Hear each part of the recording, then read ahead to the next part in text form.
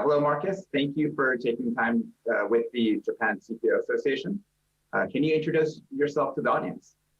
Sure. So Marcus Torres, I'm Vice President and GM of Platform Product Management at ServiceNow. And I also lead the Integration Hub business for ServiceNow. Great. So with the company the size of ServiceNow, you must have a tremendous flow of ideas and requests coming in. So how do you triage and prioritize these ideas and work out what to focus on next? Well, I think at the root of everything in product is a principle that I really try to live by, which is you take care of your customer and they'll take care of you. You know, your business will flourish, people will use your products, you'll continue to add value and have, you know, a fair exchange of value with the market, with your customers, with developers, et cetera, by just simply focusing on that principle. And, you know, that is sort of the art to product management, right? There's the science where you can, you know, sort of read in books and different prioritization frameworks and business models. But the art is really taking in all of those various data points and prioritizing and delivering a roadmap that, you know, inspires the market and brings value to your customers. And so sort of that's how I really try to approach the numerous requests we have, whether it's internal teams here at ServiceNow who are asking for certain aspects or, you know, capabilities to support their businesses, or what customers are saying. And but if at the end of the day, if you root it in the customer, you're at least pointed in the right direction. Great. And in terms of your team, it must be a very large team that you manage. Can you share any advice on how you work with your team and maybe evaluate them and help them grow? Yeah, you know, teams are composed of people, and people are really, you know, individualistic, right? Certain people have different motivations than other people. But what I have found really creates the right culture in the team environment is that we all share a common purpose. So whatever our mission is, whatever our vision is, both at sort of my level as an organization, and then we align that for each of the respective teams. And so that there is a culture of purpose that we're all driving towards, I think is really important to, you know, to leading an organization of this size and trying to provide the right direction and the right coaching and the right mentorship for everybody. Now, once you get past sort of that vision and that purpose that we're all on, I think it's really about listening to the different perspectives of everyone within their organization and how they're developing both their careers and you know, the specific products that they're on. And one of the best things about having a large team is a diverse set of perspectives. You know, I try to tell my team constantly, I feel like one of the common things I tell them is challenge me, like challenge my assumptions, challenge my opinion. I'm not going to hold it against you. And, you know, I think there's a sense of fear sometimes of, you know, sort of going against, you know, a senior leader. But in my organization, I really try to make it a place where, you know, challenging each other is not only a safe thing to do, but an encouraged thing to do. As long as you do that in a respectful manner, we're all still a team. And that's some of the things I'm trying to do. Great. So I want to go back to the first thing that you mentioned about culture. So what are some of the things that you do to build that culture? Can you share some of them? Sure. So one of the things I try to do, I'm going to kind of approach this in two different perspectives, or two different swim lanes, if you will. The first thing is making sure that when we discuss what is the vision and the goals and the priorities for the year, that everyone can understand how their individual contribution rolls up to that and how we're all part of this broader mission together. So I want to say that's, you know, a very sort of process-centric approach to it. The second around culture is really making myself, my team, and anyone in the organization feel available, open, and safe for any conversation. So I do things like ask me anything hours. And I've had people come to those kind of, half an hour kind of time slots, if you will. And we just talk about sports, or we've talked about distilling, like beer and liquor, or cooking. But other times we talk about things that are really impacting them and sort of how they feel, their sense of belonging in the organization. And it's making sure that you make time and a sense of trust that people can talk to you about things, that I think is part of that culture. And it's not just with me, it's something I really try to drive culturally across the organization. And there's been difficult times with our team, whether it was because a specific leader was kind of rubbing people the wrong way or whatever the case may be. And it's that ability to be open to each other that got us through it. And I think that's the kind of culture that really is productive for people and productive for the organization. And you mentioned diversity in your team. What are some of the things that you do to create a diverse team? When I think of diversity in tech specifically, but just what I would say in kind of corporations and enterprises, we've seen these waves of evolution of what diversity means. 10 years ago, or maybe even less than that, diversity was rooted in women in tech and getting a broader representation of women in technology. But in order to really have a diverse culture and a diverse team, you need diversity in thought, diversity in experience, and empathy to perspectives that are not your own. Because you can you can build out a team with as much diversity as you could possibly imagine. But if they're unwilling to be open to perspective, and not just open to hearing it, but empathizing with that other person's perspective, then you're not actually getting the benefit of what diversity brings to an organization. And so in my organization, I have looked for ways that, we're applying unconscious bias, trying to complement the team with people from different backgrounds. And sometimes that's, you didn't go to an Ivy League school, but you've done good product work, and we should recognize that. Any number of different scenarios that bring diversity, but I think that's really been helpful for us. Do you think of anything specific where having a diverse team helped you build a better product?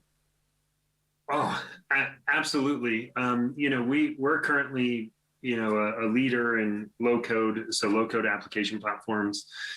And one of the things that I think as product managers, when you get started, you're like 80-20 rule, 80% of the time, if they're doing this, prioritize those features, get it done. It's not wrong. That's not wrong. But if you actually build for the diverse case, right? Like if you build for sort of the exception, you will cover the majority. If you design and build a product that can manage the exception, it can also manage the rule. And that is something that sort of evolved in my product thinking.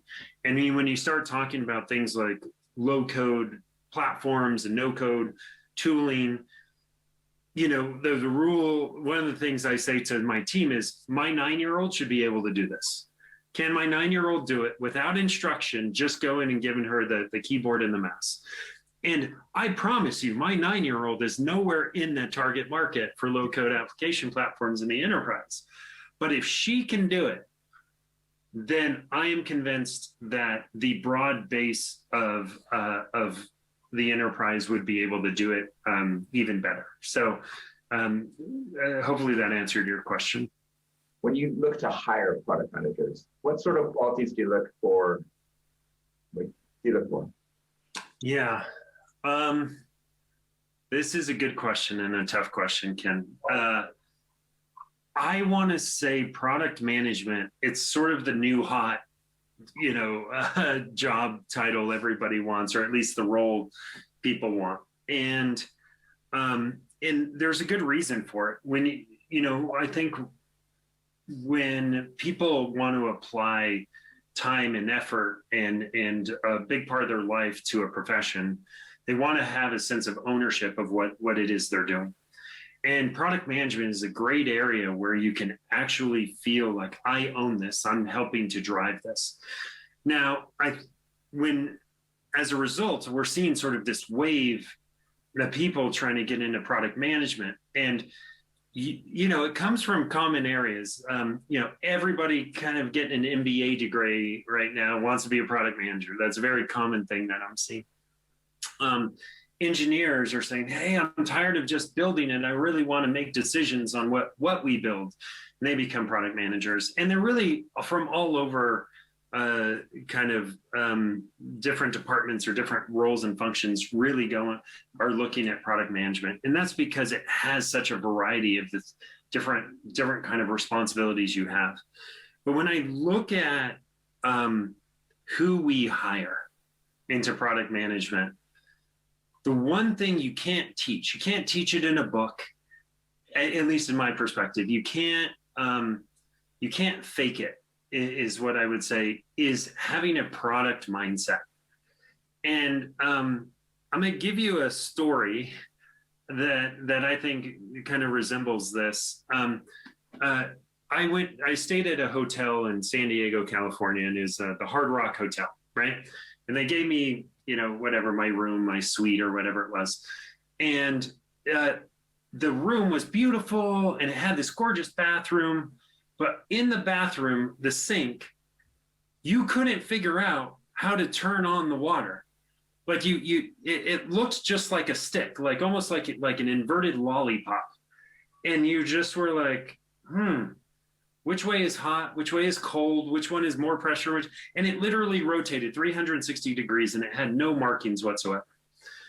And in that moment, I was like, this is why I'm a product person, because I would have never allowed for that to go into the room because you couldn't figure it out. Like and the funny thing is, if you didn't put it dead center in exactly in the center, it would keep dripping all night and it drove me crazy. And so, this is one of those things where when you have a product mindset, you look at products, whether it's applications on your phone, enterprise software, doors into entryways, but you look at physical and you look at the world in a different way. And you look at it as, hey, what is that trying to accomplish? What is the purpose of that product? And is it doing the job? And if not, how could it be better? And that is something I actually ask every single person I interview. I ask them, give me a physical product in the world that you look at and you, from a product perspective, and you either love it or you hate it. Tell me about it. And then they tell me about it and I say, now tell me how you would improve it, right? And it's something that I tend to ask people because I really think it helps me understand if they have a product mindset or if they just think of product as sort of, hey, I think it's a really cool job, and it is a cool job, but we want people in there that can really, think of products in the right way. Great. Now, so if you were interested in going into product management and you weren't a product manager yet, sort of do you have any good principles in terms of how do you start to think of that balance of sort of like the business need or the goal and then the engineering and the design? So I think that's the challenge that you just talked about with the water fountain or the faucet at the Hard Rock Cafe. Yeah. What I would say is pick a product. Pick something that you're familiar with. Pick something that you are passionate behind.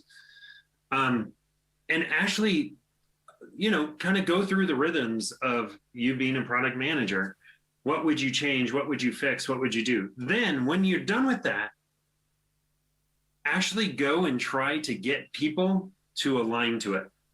And it could be friends, it could be coworkers, it could be an engineering team if it happened to be, if that made sense. But I think there is there's an interesting thing where we all have certain things in our lives that we think could be much more efficient. Or if we just had a tool, or if we just had an app, or if we just had a product, it would really help. And what I've seen is people have done this in any number of, in any number of capacities. And when they've done that, they quickly found out, oh, wow, I'm making this really, really complicated. And all of a sudden it's something no one would ever want from a marketability perspective. Or they found that, I don't really sort of enjoy this, And I think it really helps them understand, do they want to be in this type of function or not? And that's why I say pick something familiar, something you're passionate about. Is when you're passionate about something, you have to, as a product manager, you have to decide at times, make very hard decisions. And those decisions kind of hurt your ideal product. Is some people who are very passionate about something, they're like, I can't, this isn't good enough. We have to do these things. And I think that's really kind of starts to tease out, at the end of the day, can you effectively manage a product line? And the number one skill in that is you have to prioritize. And sometimes it's ruthless, but you have to do it. Do you have any advice for someone who is interested in a career in product management? Focus your product on the customer, not just a marketing exercise, not to just monetize, right?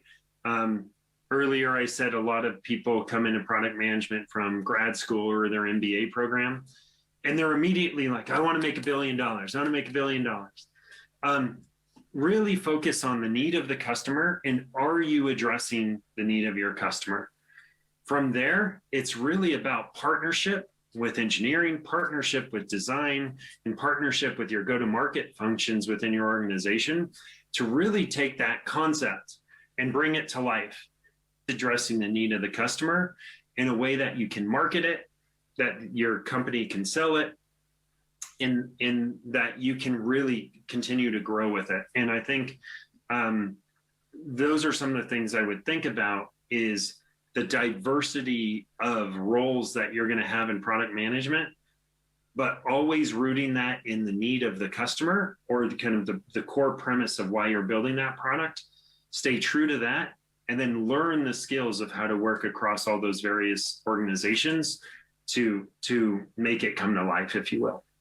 Oftentimes I'm asked here in Japan by engineers, so what exactly should I expect from product manager? How can I work best with a product manager? So to me, what a product manager should be giving to an engineering team is clarity on what it is that you're building and what is the outcome of it, why.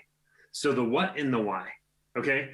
I'm a technical person. I used to be an engineer, and I would constantly dive into the how. How are you going to build it? How are you going to architect it? Well, what if you did this? That's not really the role of product management. The role of product management is, why are we building this? And, what is it that we need to build to satisfy sort of the why?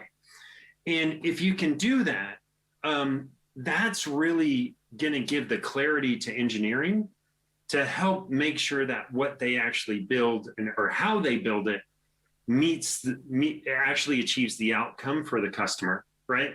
I'm going to add to this question a little bit and say, for engineers, sometimes they look at product as sort of, your project management. Did you write all the stories? Did you fill in all of the kind of the documents that I need you to fill in? that's not the value of product managers. The value of product managers is doing research in the market, working with design to make sure that it looks, that the user experience is correct. Making sure that they're talking with customers and understanding revisions on the product. That's the value. And so just make sure that that's what they're giving you in their insights. Now, if a product manager is telling their engineering team, just do this without knowing why, that's going to fail, because engineers will then follow that to the T, and they won't be agile to what products are. Products evolve over time, right? They grow, they change, they morph. Sometimes they have to go in reverse, right? And you can't do that if you don't actually explain to the overall team, engineering, design, etc., the purpose of what this is trying to solve. And so I think that's really the role of product management with engineering and with the products in general. Great. And I kind of want to expand on that with design. So what should a designer be thinking about when they work with product management or when they interact with them? My own experience with design evolved over time. When I first started working with design, I really treated design in a way of, hey, you're going to make it look beautiful, right? It's not the function of the design. When we start talking about user experience, we're really trying to understand what is the flow of this product. What is from start to finish? How does somebody consume this product, use this product, love this product? And I think in that, there's the beauty and simplicity of the design, the look and the feel, but also the flow. And I think the flow is much more important than anything else, because it is actually taking that user on their journey through the various products. And if you're going to take them on that journey, you want it to be not filled with bumps in the road and kind of challenges or barriers, but you want it to be a seamless experience for them. And I think for designers, that is not just about the design itself, but sort of the owning the journey and inspiring people along that journey to continue down it. Because one of the biggest things that happens with all products is attrition. I started to use it, then I fell off. Or I started to use it, but I didn't continue to use it time and time again. And so really understanding and embracing that complete journey and the repeat of that journey is really key to helping product managers understand and ultimately win as a team across design and product. Great. Thank you for sharing your experience and your wisdom with the CPO Association. Hope we can all see each other in person soon. Yeah, that'd be great, Ken. I'd love it.